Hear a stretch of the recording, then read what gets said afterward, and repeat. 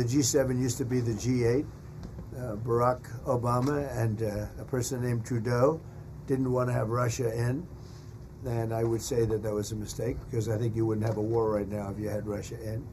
And you wouldn't have a war right now if Trump were president 4 years ago. But it didn't work out that way. But it used to be the G8, and now it's, I guess, what's that, 9 years ago, 8 years ago, it switched over. They threw Russia out, which I claimed was a very big mistake. Even though I wasn't in politics then, I was very loud about it. It was a mistake in that you spend so much time talking about Russia, and he's no longer at the table, so it makes life more complicated. But you wouldn't have had the war. And you mentioned Putin. Do you think that he should have a seat at the G7 today, that it should be the G8? I'm not saying he should at this point, because too much water's gone over the dam, maybe.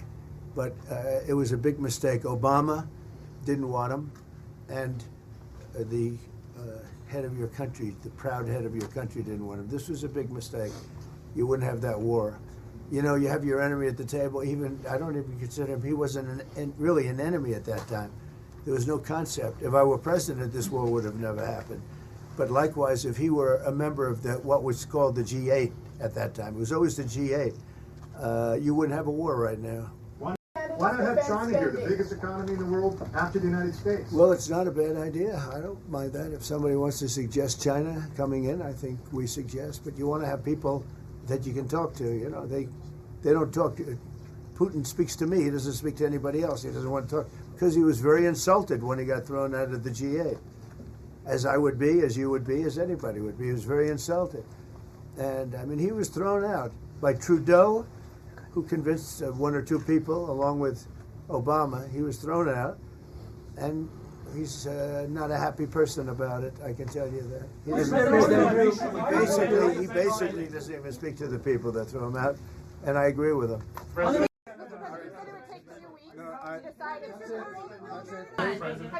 Have you heard any signals or seen any messages from intermediaries that Iran wishes to de-escalate the conflict? Yeah. What have you heard? What have you heard from the Iranians? They'd like to talk, but they should have done that before.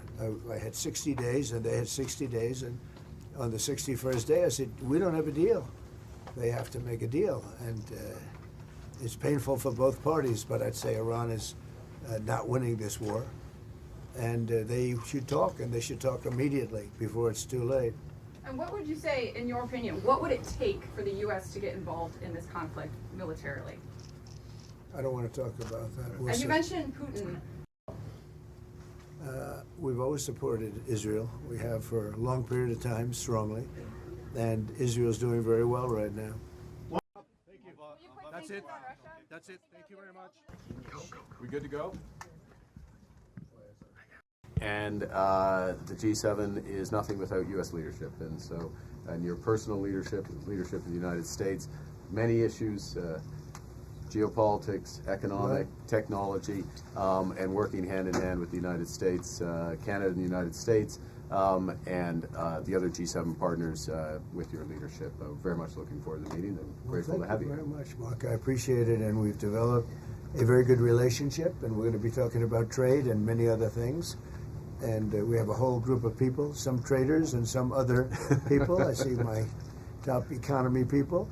But we have a very talented group of people, and you do too, and I know they've worked together very well. I look forward to that. Other than that, I think we're going to accomplish a lot, and I expect to. And I think our primary focus will be trade, and trade with Canada. And I'm sure we can work something out. Yeah, very good. Thank you very much. Yeah, so much. Thank you very much. It's not so much holding up. I think we have different concepts. I have a tariff concept. Mark has a different concept, which is something that some people like. But we're going to see if we can get to the bottom of it today. I'm a tariff person. I've always been a tariff. It's simple, it's easy, it's precise, and it just goes very quickly. And I think Mark has a more complex idea, but also very good. So we're going to look at both, and we're going to see what we're going to come out with something, hopefully. Thank you. That's it. That's it.